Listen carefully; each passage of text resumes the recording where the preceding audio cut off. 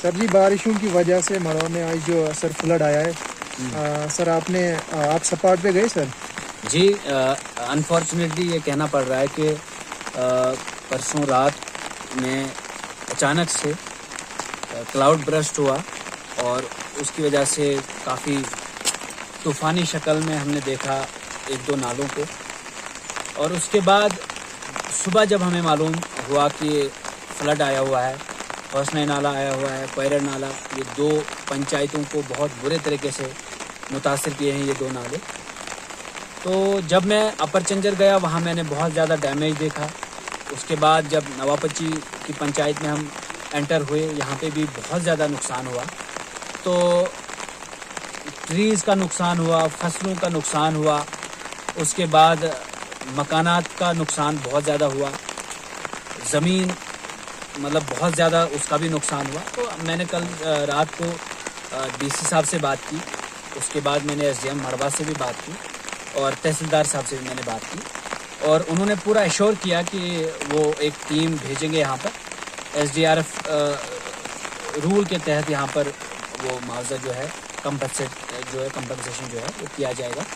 और उसके अलावा अभी 2-3 दिन बारिश रहेगी और इस बारिश में लोगों को एहतियात करना चाहिए। और अगर रात में बारिश होती है तो कोशिश करनी होगी कि वो ख्याल रखें।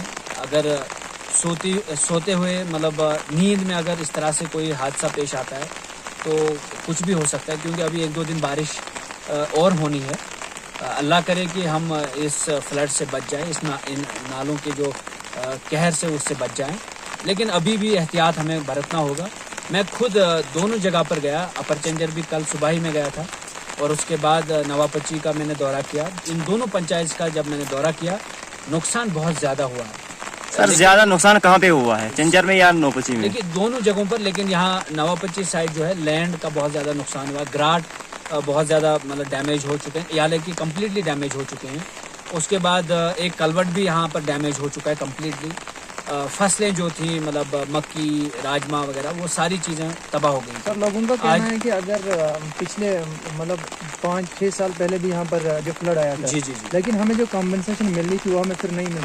बिल्कुल, यहाँ मेरे साथ भी कई लोगों ने बात की कि कंपनसेशन नहीं दी जाती है। फिर उसके बाद बात को भुलाया जाता है एडमिनिस्ट्रेशन के तरफ से, फिर बड़ी लापरवाहियाँ सामने नज़र आती हैं। लेकिन इस बार मेरी पूरी कोशिश रहेगी और ख़ास करके मैंने आज पंचेज और सरपंचेज की मीटिंग भी बुलाई थी। मैंने चाहा था कि मैं उनसे बात करूं इस बारे में कि न सिर्फ नवापची और चंजर में, बल्कि कुछ दिन पहले हमें रन्नई इलाके से भी रिपोर्ट आई थी कि वहां पर भी बाढ़ आई थी। और इसी सिलसिले में मैंने आज पंचेज सरपंचेज को भी दावत दी थी कि हम एक जगह पर बैठें। इसमें सरपंचेज का अहम रोल रहेगा कि वो आइडेंटिफाई करें कि कितना डैमेज हुआ है, कितनी प्रॉब्लम्स हुई हैं। उसके अलावा भी मैंने इस वक्त देखा पंचायत में बहुत सारे लोग इस वक्त मतलब अपनी ज़मीनों का कह रहे हैं कि हमें इतना नुकसान हुआ। उसके लिए जब रेवेन्यू डिपार्टमेंट मौके पर आएगा वो देखेंगे, तहसीलदार साहब देखेंगे।